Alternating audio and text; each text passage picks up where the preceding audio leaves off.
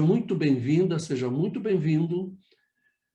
Você que nos assiste nesse momento a este programa APNC em Foco, um programa no qual nós trazemos personalidades importantes que agregam valores à nossa atividade de profissionais de numerologia cabalística, ao público em geral, aos interessados também em fazer o seu mapa numerológico, em procurar um bom profissional referendado para fazer o seu estudo numerológico pessoal pela numerologia cabalística. A Associação de Profissionais de Numerologia Cabalística, a APNC, tem um grupo de filiados que são profissionais com boa formação, profissionais que seguem um código de ética, a um regimento interno da associação e que recebem atualizações frequentes. Portanto, são profissionais sempre atualizados e de alta capacidade e que contam também com suporte por parte da associação. O programa APNC em Foco, então, como eu disse, traz sempre personalidades que têm algo a agregar aos profissionais da numerologia cabalística, filiados ou não, alertando para a prática dessa atividade e fornecendo ferramentas e dicas para cada vez mais nós nos profissionalizarmos e exercermos a nossa atividade com segurança dentro dos limites da lei, da legislação, das regulamentações e assim não correndo riscos de eventualmente sofrer algum processo. Nós já tivemos aqui uma advogada, a doutora Rosiana, falando sobre a Lei Geral de Proteção de Dados, uma questão extremamente importante e delicada para nós também, porque nós lidamos com informações sensíveis dos nossos consulentes, e hoje nós temos a honra de receber carinhosamente o Hugo Fontes. Eu vou falar particularmente aqui. Tive a oportunidade de conhecer o Hugo numa reunião anterior e posso garantir a todos vocês que nos assistem que se trata de um daqueles belos seres humanos que dá gosto de se conhecer e de se encontrar ao longo da jornada da vida. Um ser ético e um profissional altamente competente no que se propôs a fazer como a sua vocação profissional. O Hugo é contador, contabilista, não sei bem como se coloca isso, depois ele vai falar melhor. Ele é especializado em gestão de negócios pela USP, possui 8 anos de experiência no mercado contábil, com atuações profissionais em mais de 10 estados do Brasil e também em Portugal e Estados Unidos. É sócio fundador da V3 Contabilidade Estratégica Limitada. Meu querido Hugo, seja muito bem-vindo. Fique à vontade para se apresentar aí aos nossos internautas. Muito obrigado, viu, Luiz? Primeiramente, eu fico muito grato pelo convite, tanto seu quanto do André, meu amigo aqui. A gente teve essas conversas lá no nosso grupo de empresários lá do RNE e surgiu esse encontro maravilhoso. Eu estou muito feliz em poder participar aqui, de poder contribuir para o crescimento de outros terapeutas. Muito bem. Eu vou começar colocando uma primeira pergunta aqui para você. E essa pergunta tem sido feita muito por alunos meus e por diversas pessoas, terapeutas, perguntam muito como se regularizar para atuar profissionalmente de maneira legal, seja com a numerologia cabalística, seja com terapias de um modo geral. Nós sabemos que há como se trabalhar informalmente, de uma maneira de dizer, ou seja, sem abrir empresa, né, apenas com um credenciamento por um dos órgãos que credenciam, que regulamentam as atividades. Por exemplo, a numerologia cabalística é uma atividade que não tem um órgão específico ainda de credenciamento e, portanto, o profissional tem que se credenciar por meio de um dos órgãos reguladores das atividades terapêuticas, né? Como o CINT, por exemplo, no qual eu sou credenciado, né? Mas o profissional pode também abrir uma empresa, um microempreendedor individual. Hugo, por gentileza, nos fale como se regularizar nessa atividade de uma maneira prática, objetiva e evitando, assim, a informalidade que nos coloca diante de certos riscos, às vezes. Claro, com certeza, Luiz. Assim, antes de tudo, a pessoa que está querendo ser terapeuta, ela tem que pensar tanto isso daqui, o que você está fazendo, a importância de você estudar e se afiar profissionalmente para isso, mas também pensar como um negócio, né? Organizar isso desde a fundação como um negócio para que a coisa cresça da forma correta. Então, o que a gente vê muito hoje no Brasil é uma informalidade. E que de início eu entendo, porque não tem muita orientação, tem pouco recurso, e começa e tem que começar mesmo. Só que a gente está aqui justamente no APNC em Foco para que isso não aconteça. Por mais que esteja no início, esteja com pouco recurso, mas que possa dar passos já organizados. Você já adiantou, Luiz, uma das formas de se regularizar, que seria o microempreendedor individual. Existem 3 formas de a gente poder regularizar isso perante a Receita. Porque o que a Receita Federal está preocupada, Luiz, é o seguinte: todo mês, se você recebe um valor na sua conta, isso é uma receita. Isso foi uma receita. Ou alguém te emprestou isso, ou alguém te doou isso, ou você prestou um serviço e recebeu esse valor. E você tem que dar explicações para a Receita Federal de como esse valor entrou na sua conta. E hoje, com o Open Bank, que eu acredito que vocês já devem estar familiarizados, isso aparece no jornal quase constantemente. Hoje, a maioria dos estabelecimentos pede CPF, hoje existe o Pix e tantas outras modalidades de bancos digitais. Na verdade, o que isso quer trazer no momento é um maior controle financeiro. Não estou dizendo que isso é ruim ou que isso é bom, mas é uma coisa para a gente ficar atento. E esses recebimentos, ele precisa ter um controle financeiro, porque a gente não está mais no Brasil de antigamente. Então, hoje as informações são digitais, as informações são fluidas, a Receita tem a par de todas essas informações e a gente tem que controlar a partir disso daí. Então, são 3 formas de a gente controlar esses recebimentos, a gente formalizar essas receitas. A primeira forma é o microempreendedor individual. Dentro do MEI, você tem um teto de faturamento. O teto de faturamento do MEI é 81 mil ao ano. Isso significa o quê? Que dentro desse MEI, você pode ter recebimentos de 81 mil ao ano. Mas eu estou falando ao ano. Então, o que isso significa? Que muitas pessoas não sabem desse pequeno detalhe. Se você abre o MEI, por exemplo, agora em outubro, o ano já passou 10 meses. Então, você só tem 2 meses de faturamento dentro desse 81 mil. Que no caso é 6.750 vezes 2. Se você abre em janeiro, você tem os 12 meses completos. Se abre em outubro, só tem 2 meses. Então, dentro desse MEI, você fica isento de imposto dentro desses 81 mil. Outro detalhe bem legal do MEI, que é o seguinte: você pode abrir o MEI colocando uma atividade, por exemplo, de treinamento e desenvolvimento profissional e gerencial, que é um KNAI que eu vejo que atende a demanda da numerologia cabalística, porque você está fornecendo um mapa que vai ser um desenvolvimento profissional, pessoal, para essa pessoa que você está prestando serviço, certo? Então, esse KNAI, ele atende dentro do MEI.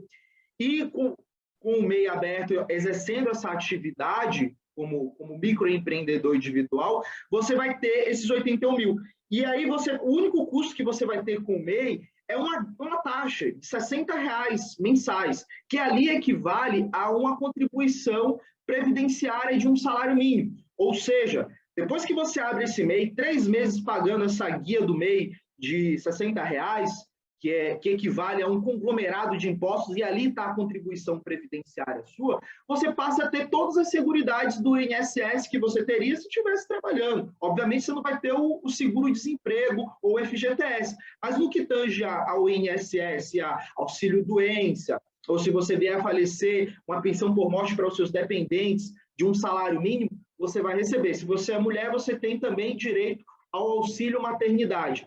Então, note que o microempreendedor individual é a opção dentro dessas três, das duas que eu ainda vou falar, que é a mais simplificada, que é a mais fácil e a mais cômoda. Só que muitas das vezes ele não é vantajoso para algumas pessoas que já possuem empresas ou que recebem algum benefício do INSS, que a gente vai comentar isso um pouco mais à frente, certo? O MEI, ele é a opção mais ideal para se trabalhar com a numerologia, pelo que eu observo, certo? A segunda opção que eu indico aqui para vocês é, caso você já tenha uma empresa, você não vai poder abrir o MEI, porque o MEI, ele é condicionado à pessoa física que não possui empresa. Então, se você já possui empresa, esqueça o MEI não é para você. Caso você possua uma empresa, você pode colocar esse mesmo KNAI de treinamento dentro do seu CNPJ. Agora, é óbvio, se a sua empresa você tem um outro sócio, isso tem que ser uma conversa muito afinada dentro desse sócio. Se não há problema para ele em faturar com essa atividade dentro dessa sua empresa já existente, beleza. Agora, tem outro detalhe também que eu acredito que, se você tem empresa, você deve estar pensando, poxa, Hugo, como é que eu vou regularizar isso? Aí a gente pode ter essa conversa após essa reunião, vou deixar os meus contatos com o Luiz, porque não é só colocar o KNAI na sua empresa, como eu estou falando, tem que analisar qual é a atividade da sua empresa, se a sua empresa participa de um conselho, se impede você ter outras atividades. Por exemplo, vou dar um exemplo aqui, advocacia. Advocacia, se você tem um CNPJ de advocacia, você não pode ter nenhuma outra atividade atrelada a esse CNPJ que você existe. E aí vai te exigir abrir uma outra empresa. Essa segunda opção seria formalizar os seus ganhos através de uma PJ, caso você já tenha, certo? A terceira forma de a gente regularizar isso seria como um autônomo, que, ao meu ver, é muito mais onerosa em questão de tributos. Ela é o oposto do MEI. O MEI, ela está totalmente centralizada naquele cadastro lá do CNPJ. Quando você abre o MEI e você tem um CNPJ, você não é uma empresa. Você é uma pessoa física com um CNPJ. E aí, esse CNPJ te dá a possibilidade de você regularizar essas rendas, essas receitas que você vai ter ao longo do ano, até 81 mil, dentro desse CNPJ. Já como autônomo, como uma pessoa física, você passa a ter mais ônus e custos. Por quê? Porque você vai ter que pagar um ISS fixo. Eu estou falando aqui a forma correta de se fazer. Tem muitas pessoas que emitem nota fiscal avulsa na prefeitura. Eu recebi um valor aqui e vou emitir uma nota fiscal avulsa de 5 mil. Aí vai lá na Cefaz municipal, emite a guia, a nota fiscal avulsa, paga 5% de ISS à prefeitura e acha que pagou todos os impostos e entrega essa nota fiscal para ter esse recebimento. Tem muita gente que faz isso, mas só que está errado. Quer dizer, não é que está errado, está incompleto. Porque não é só o ISS que você paga como pessoa física quando você emite uma nota fiscal avulsa.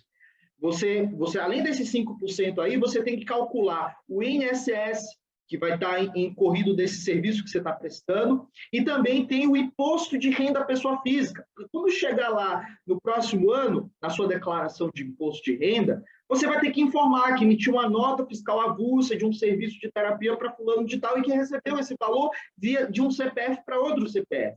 E aí muitas pessoas não sabem disso e acabam caindo na malha fiscal por conta disso. Agora eu vou dizer como é que vocês têm que fazer isso como pessoa física, como autônomo, a forma correta de se fazer. Você vai na prefeitura, faz um cadastro como autônomo, certo? Dentro desse cadastro como autônomo, você vai pagar um ISS fixo anual. É como se fosse um IPTU. Aí ele vai calcular, isso varia de prefeitura para prefeitura, e eu me disponibilizo a te ajudar, caso essa seja a sua situação para um autônomo, te dizer o quanto que a sua prefeitura está cobrando esse valor. E aí você vai pagar essa guia anual depois que você fizer o cadastro na prefeitura como autônomo, você vai recolher um salário fixo perante o INSS. Então, você vai ter que estipular, eu vou contribuir como autônomo um salário mínimo. Então, independente do que você estiver recebendo de terapia, você sabe que todo mês você vai estar contribuindo com o INSS de um salário mínimo, ok? E a questão do imposto de renda pessoa física. Nesse caso aqui, é livro caixa. Como é que isso funciona? A Receita Federal ela vai te cobrar o seu imposto sobre o seu lucro. E para isso exige que você, meu querido terapeuta, tenha uma organização financeira muito bem precisa de quanto você está tendo de entrada, de quanto você está tendo de saída, atrelada à sua atividade. Ou seja, você vai guardar, se você recebeu pagamentos, você vai guardar recibos de recebimentos desses clientes. Faz um recibo, o cliente assina e ele te manda esse recibo e você vai guardando. Estou pagando despesas de água, energia, ou estou alugando um pequeno escritório para isso, estou utilizando recursos de internet, programas que eu consigo atrelar diretamente essa minha atividade, eu vou guardar essas notas também. E aí a gente vai fazer aquela dedução de quanto você ganhou, de quanto que você gastou nessa atividade, e em cima do lucro vai ser calculado o imposto de renda pessoa física. Agora, percebe que essa última opção como autônomo é a mais complexa, justamente por isso, porque o governo ele não quer te incentivar a ter atividades econômicas como pessoa física. Na verdade, ele quer que você monte uma empresa, um CNPJ, uma unidade econômica, da qual você possa contratar outras pessoas, da qual você possa empregar mais pessoas. E por isso que é muito mais vantajoso você pagar isso em cima como um MEI ou como um APJ, que fica muito mais fácil burocraticamente e fiscalmente para você. Não sei se eu fui claro, Luiz, nessa abordagem aqui dessas 3 formas. Sim, muito bem. Ficou bem claro que a opção por uma MEI, por exemplo, no caso das nossas atividades, né? Abrir uma empresa, um CNPJ como MEI, microempreendedor individual, é muito mais vantagem, né? Só em cima dessa explanação que você fez já cabe um universo de perguntas e questões aí. Eu vou deixar livre para os nossos colegas aí fazendo as suas perguntas, tá? Depois eu vou enganchar uma pergunta ainda em cima disso. Eu vou chamando aqui pela ordem, tá? Que aparece no meu vídeo aqui. Então, André, a sua vez agora de colocar a sua pergunta para o nosso convidado, Hugo. Obrigado, Luiz. Bom, seja bem-vindo, Hugo. Obrigado também aí por estar contribuindo com seus conhecimentos aqui com a PNC e com os terapeutas. Aproveitando, né, você abordou a questão de como regularizar, como abrir, né, uma empresa. E aí agora o próximo passo, né? Qual o próximo passo que essa pessoa que está se profissionalizando, né, está regulamentando a sua área de atuação, ela deve se preocupar, por exemplo, com os controles, né, fiscais, financeiros dela, né, as rotinas necessárias para um controle financeiro, né? Como que você pode nos passar, né, como essa pessoa pode se alinhar, né, nesse tipo de controle? Perfeito, André. Claro. Assim, antes de tudo, que a tecla que eu acho que tem que ficar aqui, eu como contador, a minha esposa, ela é terapeuta, ela é psicóloga, certo? E eu também, sou um profissional também, um profissional liberal, assim como vocês, eu sou um contador. E, antes de tudo, o que isso acontece? A gente passa por especializações, por cursos, e a gente acaba ficando, muitas vezes, com a nossa mentalidade de como um profissional. E a gente pensa nisso sobre uma ótica profissional e uma ótica de salário, de emprego. Não estou dizendo que isso é errado, a gente tem que enxergar a nossa renda mensal e tudo mais, mas é uma visão um pouco limitada para cada um de nós. Porque perceba, a partir do momento que você vem à PNC, você se especializa, você se prepara para ser um numerólogo cabalístico, você tem que pensar também como um negócio, como uma estrutura de negócio. Fala assim, poxa, eu estou recebendo esses valores aqui, como é que eu vou enxergar isso aqui como um modelo de negócio? Como é que eu vou estruturar isso para que isso, sabe, tenha um caminho sustentável, tenha um crescimento sustentável? E tudo parte do financeiro. A partir do momento que você vai olhar para suas contas, você vai olhar para sua conta bancária e você vai enxergar, ó, existe aqui o valor do Hugo, pessoa física, e existe aqui o valor do Hugo, numerólogo. O Hugo numerólogo aqui é um negócio, é uma empresa. E para tal, eu tenho que começar a pensar e controlar as coisas. Então, André, se vamos supor que esse numerólogo ele abriu um microempreendedor individual, que é o cenário mais ideal e que é o que eu quero mais me deter em simplificar aqui as explicações. A partir do momento que você abre um microempreendedor digital, um microempreendedor individual, perdão, você vai lá no Banco Inter ou no Nubank, por exemplo. Eu indico mais particularmente o Banco Inter, porque ele tem uma gama maior de serviços e é gratuito, não te cobra nenhuma tarifa, nenhuma taxa por conta disso. Lá no Banco Inter, você vai ter a conta pessoa física e a conta do MEI. E aí você vai fazer essas segregações. A partir do momento que você tem uma conta bancária, você vai dividir o que é Hugo pessoa física, vamos aqui dar um exemplo com o meu nome mesmo, certo? E o Hugo numerólogo. Então, você tem que entender que primeiro tem que ter essas divisões de contas, porque se elas ficarem juntas, você não consegue fazer essa desassociação, essa divisão de gastos e conseguir entender se você está dando certo financeiramente nas suas terapias, nas suas sessões ou não. Então, primeiro parte desse ponto daí. Do segundo ponto, que você tiver essas segregações, você tem que ter o controle.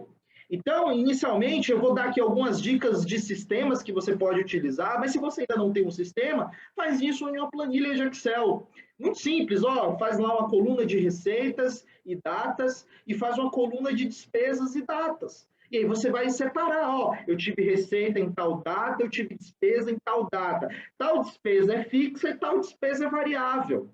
E aí, a partir do momento que você faz esse controle de receitas e despesas, você vai analisar com o banco lá. Se uma coisa que está aqui na planilha está batendo com lá. Pronto, já estou analisando. A partir desse momento, quando fecha o mês, você vai entender, caramba, eu tive X valor de lucro, eu tive X valor de prejuízo, porque as minhas despesas foram maiores do que a minha receita.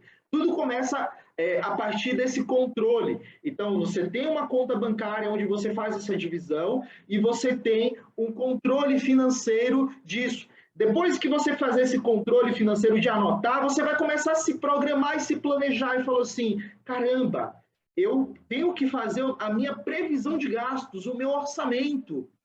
Então, assim, cada um de nós aqui tem família, tem...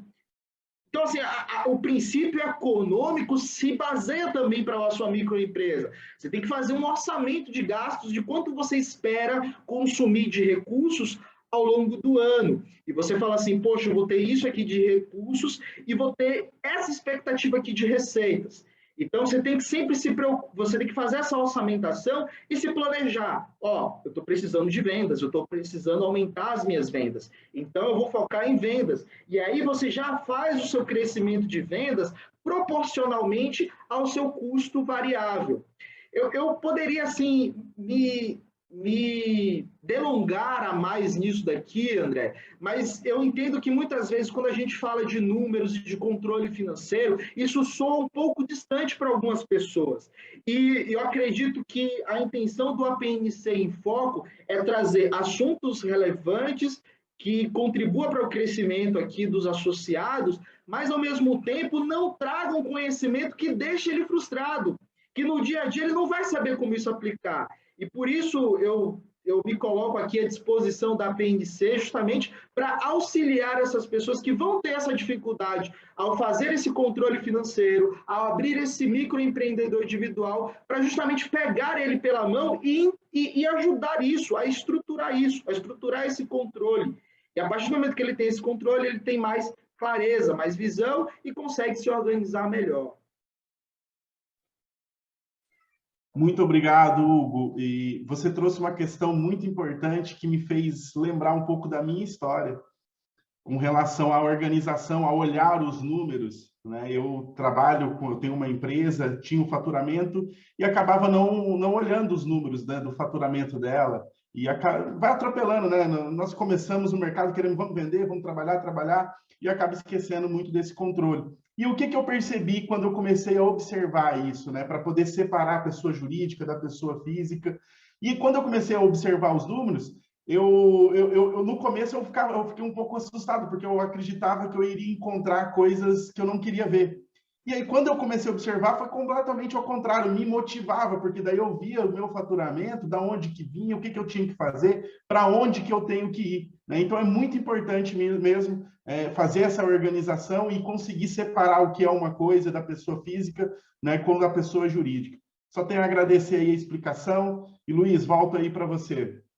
Bom, obrigado, André, obrigado, Hugo, pelos esclarecimentos. E eu quero fazer aqui um convite público para o Hugo, já que ele se disponibilizou a ajudar os numerólogos, os profissionais da PNC, para ser nosso parceiro na associação. Uma das maneiras que nós temos de oferecer serviços aos nossos filiados com algum benefício, enfim, cada parceiro oferece lá seus benefícios, alguns da forma de descontos, outros agregando algum outro valor, algum valor extra ao seu trabalho, enfim. É uma via de mão dupla, onde nós, claro, a associação ainda é pequena, a associação é jovem, né?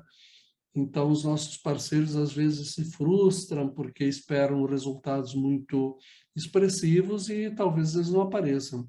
Mas tudo que é grande, um dia começou pequeno, exceto os grandes investidores que já começam negócios grandes. Mas a maioria das empresas, um dia começaram pequenas e as entidades também depois foram crescendo. Então, fica publicamente o convite, depois o André vai orientar você como proceder, para ser nosso parceiro, né? E além de poder oferecer os seus serviços aos filiados, né? Nós também estaremos contribuindo com a divulgação do seu trabalho através da nossa plataforma e das nossas redes, tá? Bom, vamos adiante então. Josiane, por gentileza. Obrigada, Luiz. Obrigada, Hugo. Então, eu vou aproveitar para uma pergunta que me afeta muito, é diretamente relacionada a mim. Eu sou funcionária pública federal aposentada. Eu posso ter MEI? As pessoas nessas condições podem ter MEI? Ou qual é a outra opção que a gente tem? Boa pergunta, viu, Josi? O que acontece nessa situação? Depende da sua aposentadoria. Tem algumas pessoas que são aposentadas por incapacidade profissional.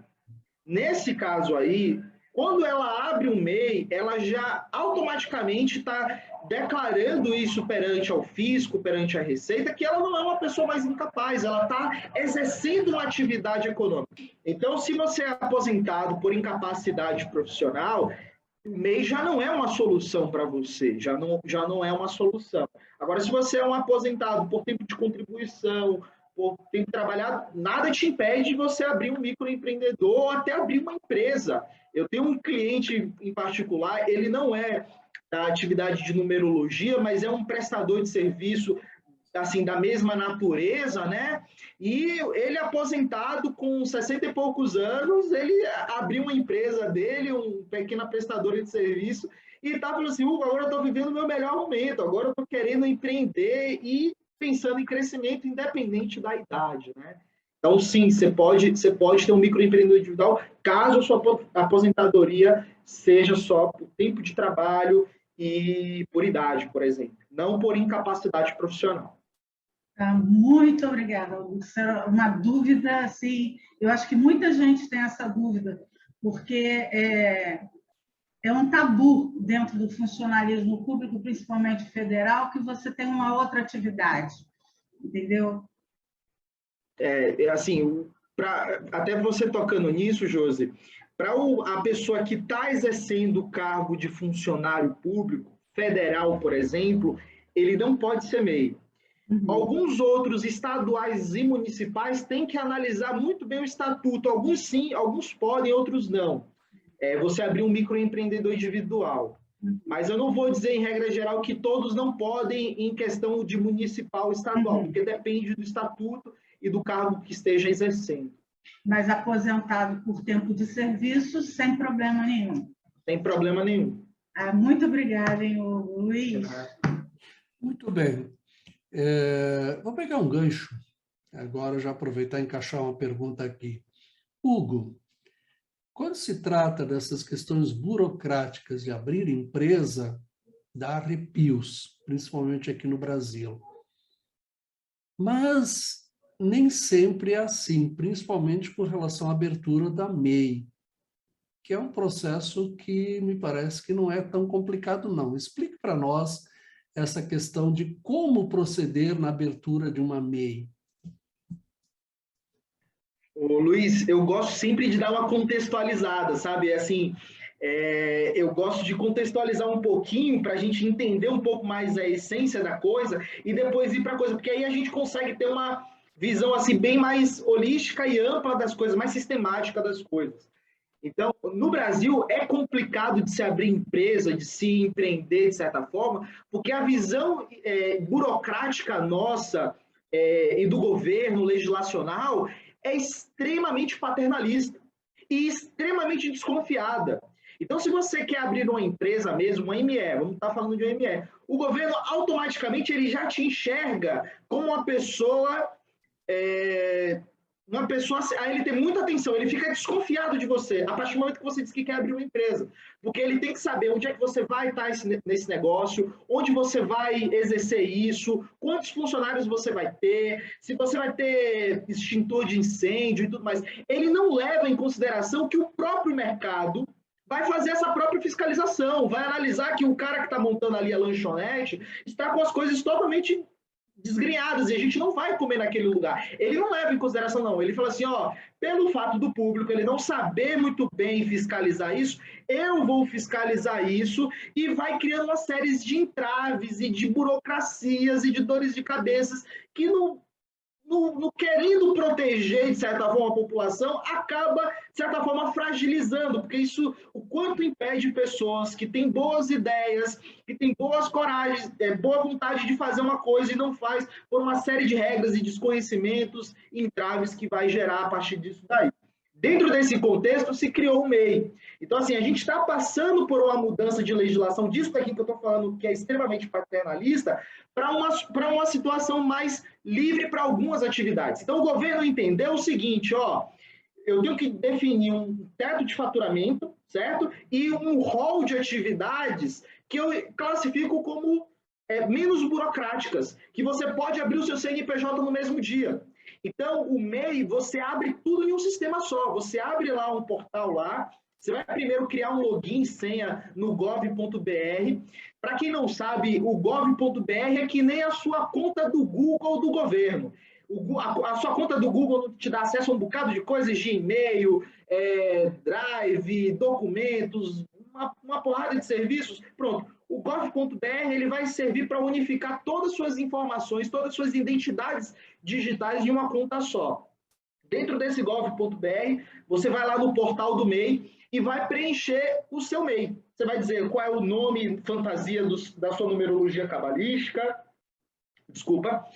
Você vai informar onde vai ser o endereço, que pode ser o seu endereço residencial, e você vai escolher as suas atividades que vão estar lá, sendo as atividades que a gente já comentou aqui, atividade de treinamento e desenvolvimento profissional. E vai colocar lá o seu capital inicial. E abre automaticamente, em menos de 5 a 10 minutos, você abre o MEI. Por quê? Porque é uma solução simplificada. A intenção, eu deixo aqui até um disclaimer para outras pessoas que pretendem crescer, né, do pequeno para crescer. A vontade do governo, praticamente, é que todas as empresas abram conforme o MEI, que você possa abrir ela no mesmo dia. E isso já está acontecendo. Hoje, a depender da atividade da sua empresa, não uma fábrica de cimento, mas você hoje consegue abrir uma empresa em um dia só. Ainda bem que a gente está saindo um pouco dessa questão do paternalismo para todas as atividades e migrando para uma menor burocratização na legalização de empresas. Obrigado. Veja, é super fácil abrir uma MEI. Fácil mesmo. 5 a 10 minutos, está tudo pronto. E não há necessidade de grandes burocracias.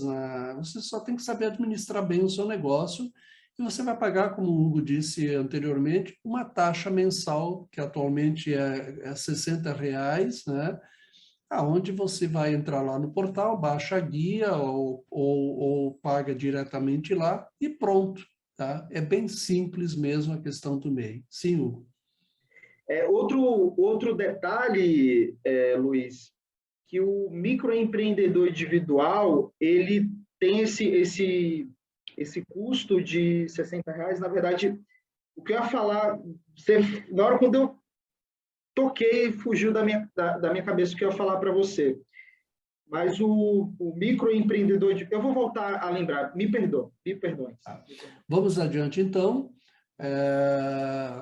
Minas, você tem alguma questão para colocar para o nosso entrevistado, o Hugo?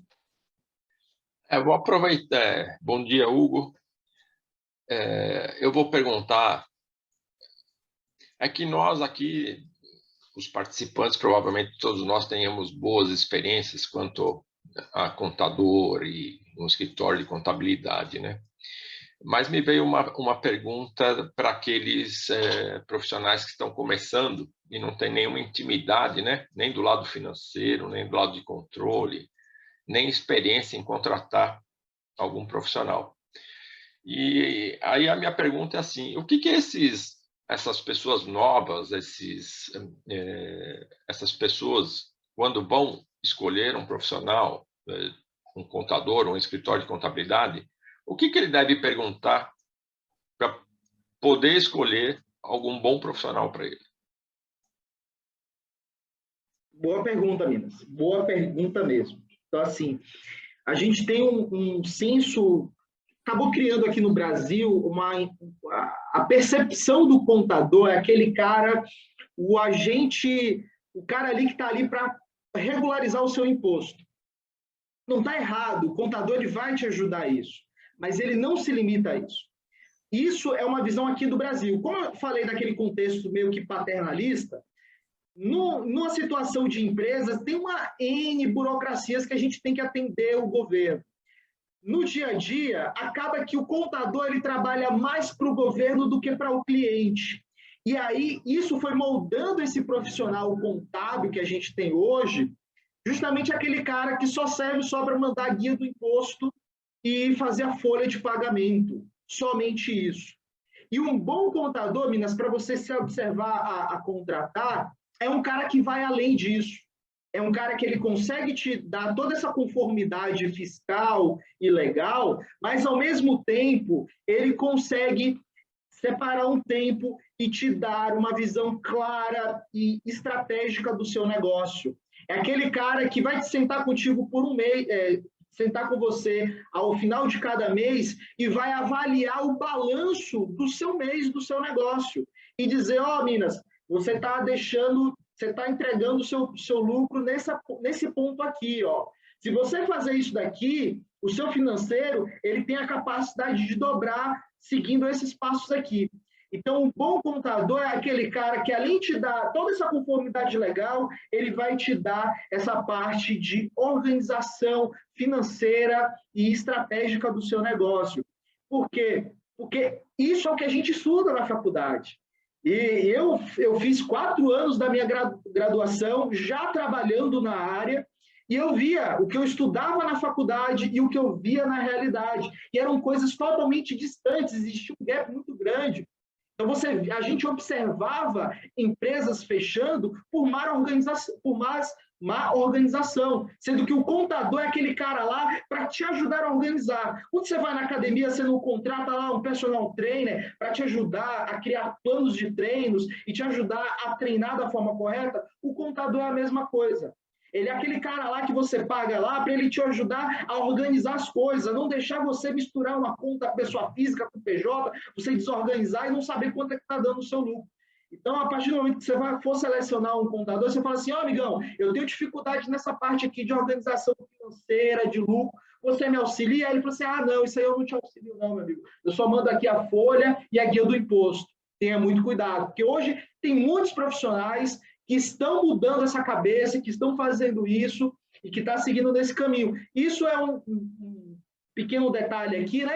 É a tecnologia. Hoje a tecnologia está nos ajudando a lidar com o tamanho da burocracia, o leviatã do governo, né? Está ajudando a gente a lidar com toda essa burocracia do governo, com a tecnologia, e isso dá mais tempo para a gente exercer essa consultoria e esse acompanhamento para o profissional. Não sei se eu respondi a sua pergunta, Nunes. Josi, ok, obrigado, Minaz. A Josi está chamando aí. Josi, por favor. Isso, para pegar esse gancho, né? Então, seria, Hugo, uma boa prática para quem está começando, iniciando, pretendendo abrir o seu negócio, já ter junto a si um consultor, né? Contabilista, para montar o negócio junto comigo? Sim, Josi, sim, é perfeito essa sua visão. E que é o que a maioria não faz. A maioria das pessoas, ela enxerga uma sala comercial, aluga, vai fazendo bastante coisas, né? Assumindo compromissos e custos por conta própria e chega já com o contador para fazer o contador e fala assim, amigão, gera meu CNPJ aí. Sendo que antes ele poderia te ajudar a organizar isso. Agora vamos voltar a esse exemplo aqui do numerólogo, por exemplo. Então, se você já abre um microempreendedor individual, eu te aconselho, assim, não é necessário... Agora eu lembro, Luiz, o que eu queria falar. Você, amigo numerólogo, que for abrir um microempreendedor individual, ninguém pode te cobrar essa abertura. Ninguém. Isso é gratuito. Contador nenhum pode te cobrar a abertura. O contador ele pode te cobrar se ele tiver uma assessoria financeira constante no seu negócio, folha de pagamento, porque o microempreendedor pode ter um funcionário vinculado ao CNPJ dele, e a declaração anual que é feita, todo ano é feita, a partir do mês de maio é feita, que aí você vai precisar de um contador e ele pode te cobrar esse serviço, mas a abertura é totalmente gratuita, era isso que eu queria falar, Luiz. Voltando, Josi, no nosso amigo numerólogo que abre o microempreendedor individual, se ele tiver, por exemplo, um contador parceiro deles, eu tenho muitos clientes que são assim, que eles estão como microempreendedor, estão validando o negócio. Então, tenho 2 clientes que abriram um negócio de comércio e eles me contrataram para dar a consultoria inicial, a estruturar. E falou assim, Hugo, quando eu estourar como MEI, eu vou virar empresa. Mas quando eles virarem empresa, eles não vão pensar na organização deles como empresa, porque a organização já está acontecendo agora. Eu deixo a casa organizada, fico ali de stand-by, de emergência, não ofereço um serviço de cobrança mensal, porque eu entendo que os recursos são muito limitados, são muito pequenos. Então, eu me posiciono como um profissional estratégico. Eu estou aqui de emergência, se precisar de algum trabalho que vai além, que vai envolver o custo financeiro, eu vou estar aqui. Mas o mensal, eu acho que vai pesar muito no seu orçamento. Então, a organização começa já como um microempreendedor. E pegando o gancho que o Luiz falou, toda grande empresa nasceu como uma pequena empresa. Então, a organização, se você não tem a organização como pequeno, dificilmente você vai ter a organização como grande. E aí, a diferença do pequeno para o grande na falta de organização é o tamanho do problema. Porque o problema aqui era menor, agora o problema é maior, porque você vai lidar com várias famílias, com empregados, e isso pode, enfim, levando ao fechamento, à falência da empresa, que é o que a gente não quer que ocorra, e por isso que está acontecendo o APNC em foco. Perfeito, porque era uma visão que acho que pouca gente tem de um contador, né? A visão totalmente diferente, não daquele consultor, daquele parceiro que vai ficar junto comigo, organizando e me ajudando a programar minha empresa, né? Obrigada, Hugo, mudou minha cabeça, obrigada mesmo. Ok, obrigado, Josi, obrigado, Hugo. Nós temos ainda aquela visão do contador burocrata, né?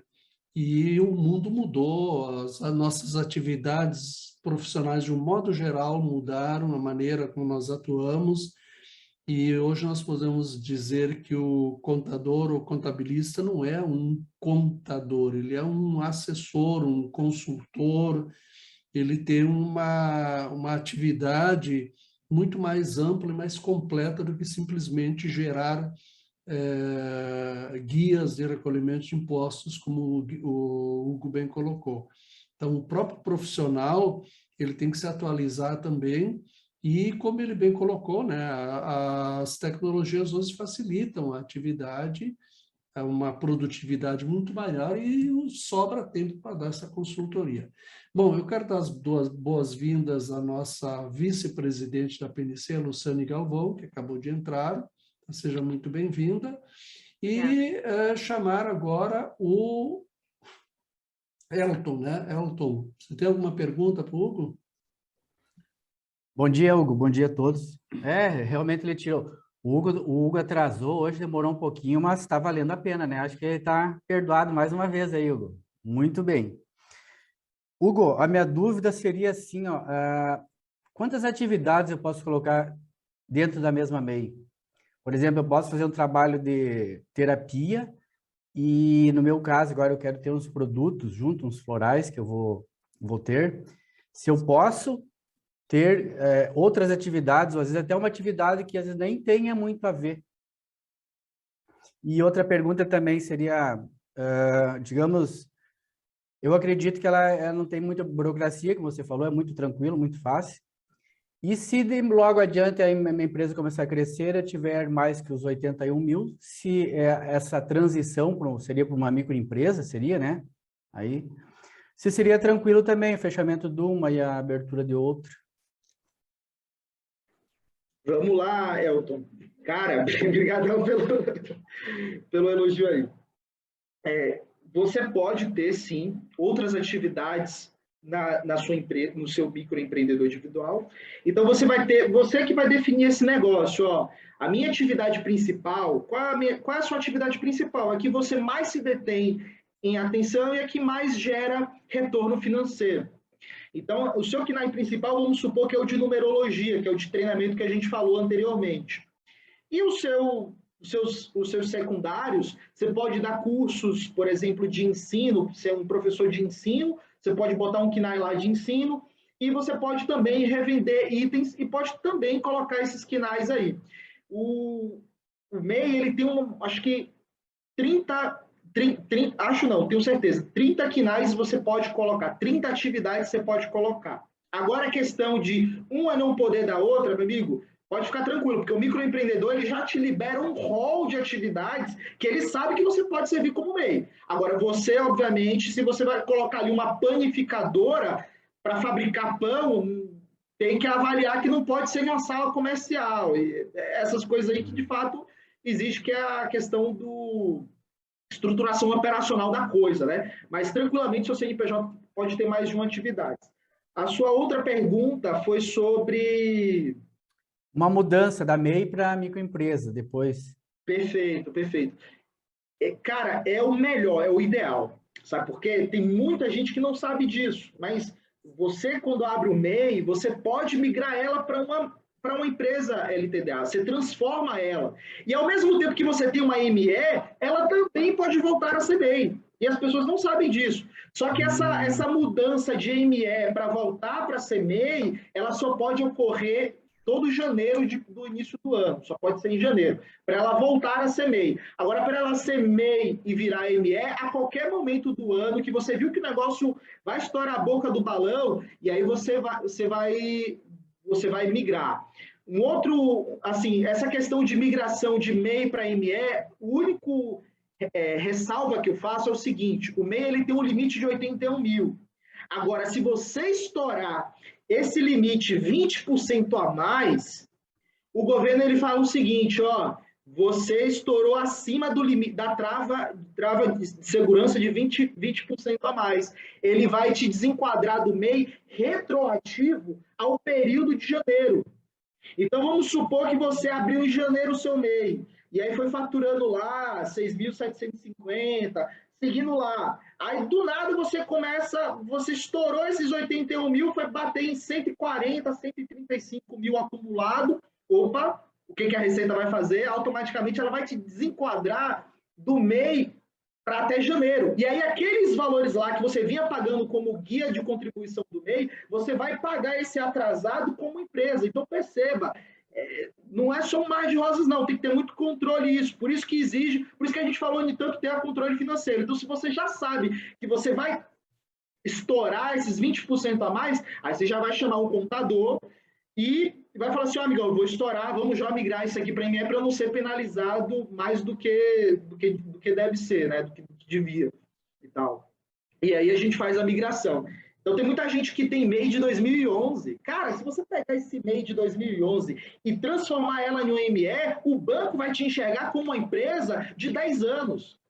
Ele não vai, ele vai assim, mas eu passei 9 anos como MEI. Não, se você viu pagando ali, se você não tem nenhuma dívida financeira com o banco, tá tudo ali alinhado, a sua empresa tem uma vida de 10 anos. E isso te dá uma posição financeira no banco, né, de linha de crédito, caso você precise disso para ampliar a sua atividade, muito melhor do que uma empresa que você abriu agora há 2 meses atrás, né?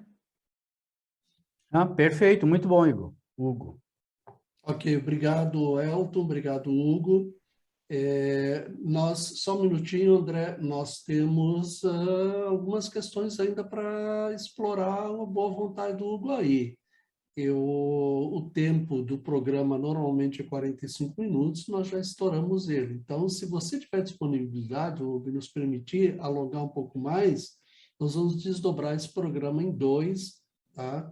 E eu vou deixar, antes da questão do André, segura um pouquinho, André, você vai colocar ela depois no segundo bloco aí, vamos dizer assim, né? Nós vamos fazer o corte agora, mas eu vou deixar uma pergunta já para o Hugo responder logo depois, tá, desse breve intervalo. A transição da MEI para ME é bem tranquila, tá? Mas ela implica num certo aumento de despesas, né? 2 perguntas eu quero deixar para você. Uma ainda com relação à MEI, como é que a Receita faz esse controle sobre o microempreendedor? Ele é que declara ou existe alguma fiscalização da Receita via conta bancária, via cartão de crédito, sei lá o quê? Essa é a primeira pergunta. E a segunda pergunta, quais são as despesas que vão ser agregadas ao novo modelo de empresa ME, microempreendedor, depois da transição? Um minutinho rápido aqui, só para fazer um corte e depois o Hugo responde essa pergunta.